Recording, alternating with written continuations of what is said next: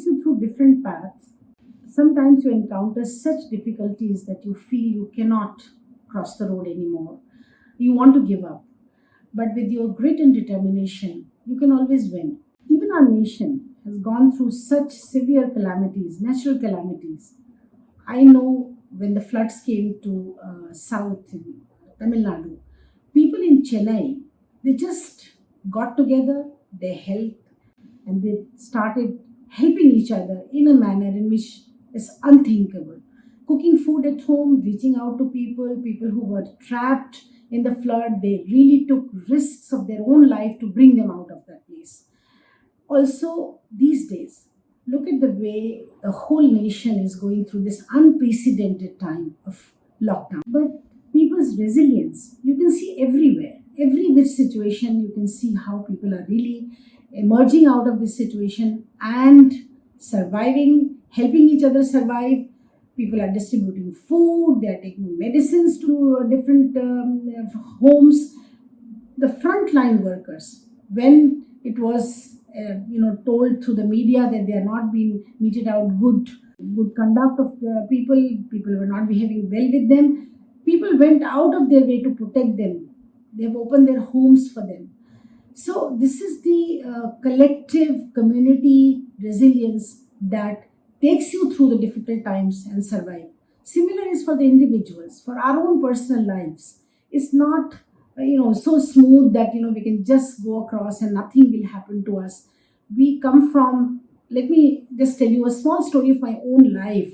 When born and brought up in a very small city, Varanasi, where people are very traditional. I was part of a very orthodox, very traditional family, though family of freedom fighters, extremely knowledgeable people, well-educated people. But when it came to women and their lives, patriarchy ruled.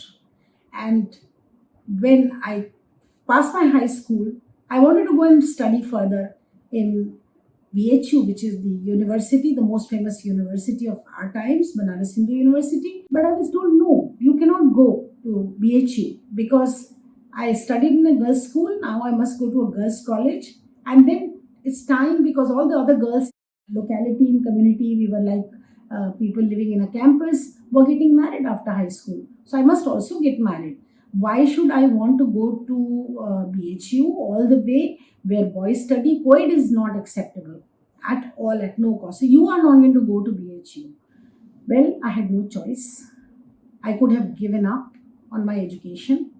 But no, because coming from the family that I am coming from, I also had read a lot of those inspirational biographies which were lying around in my home. I had read Savitribai Phule's life and the kind of difficulty she went through to educate herself and to educate the community. People threw cow dung on her and still she did not bother. I had read that she used to carry 2 saris and she will change and then she will get into her different clothes and be able to go and teach children. So I felt that no, I'm not going to give up.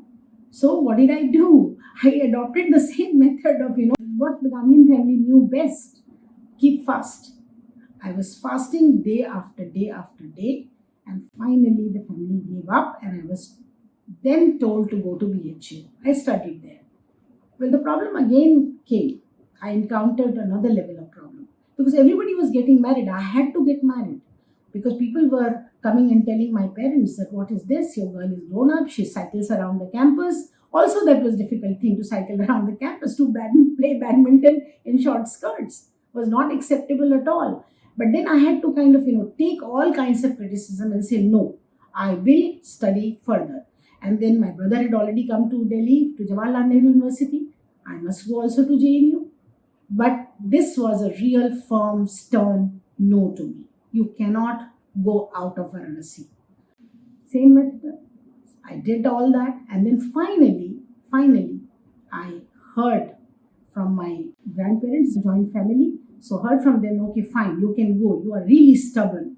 And I reached JNU. I could do my MA, MPhil and PhD from Jawaharlal Nehru University and started teaching in Delhi University. So, if I had given up, what would have happened to me? Same as other friends of mine, I would have got married, looked after family, and then had no possibility of knowing the future. My knowledge would not have grown. I would not have been able to do anything that I'm able to do today to build so many women's lives. It's possible only when you, with your own courage, with your own determination, with your own internal strength, that you can fight all this. Well, I'm just thinking of the story of the woman who delivered a baby on the roadside while all the migrant laborers are walking back home. She just did not have any possibility of go to any doctor, to any nursing home. She was walking while she got her labor pain and she produced the baby. One of the journalist friends who were there, they called me, and as you know, I do a lot of electronic media programs. He called me and said that, look, we wanted to take a shot where she's really feeling harassed, she's crying, and no, she just wrapped up the baby nicely with her own sari and she started walking back. This is resilience. This is the strength of a woman that we saw during even this COVID. This speaks volumes about how resilient women are. But unfortunately, in spite of the fact that in this COVID crisis, they are the frontline fighters, nurses in the hospitals and women homemakers at home, workers in the office, in the IT companies, in banking, in all kinds of media, entertainment. Women are the frontline workers. They are reporting, taking courage to go to those areas where so much of infection is there. Still, they are reporting. But this COVID, unfortunately, has not been planned, designed, and governed from gender lens. This is really very unfortunate that we are seeing that so many women are suffering domestic violence. The cases of domestic violence has gone double. Even according to the National Commission for Women data, our own counseling centers are receiving so many cases of violence. Also, look at the way women have no choices. Living in one home, two-room home, what can they do? They have to look after the children, the elderly. Are there men who are not used to doing any household chores? They're not, and whatever they are doing is reluctantly, and also because of that, intra-household tension is growing.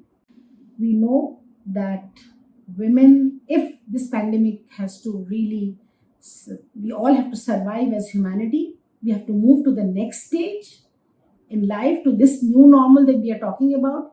We have to keep women in the center of every idea, every policy, every thinking, and the governance will have to be delivered that way. And then only we will be able to get into the next new normal. Now, when I'm talking about this resilience, I want to leave you with small thought. Just 3 steps. 1, keep persisting, keep pushing your luck. And also perseverance. Never give up. And finally, just don't lose hope. Things will change. They will change for better for you, for the community, for the society, and for the nation.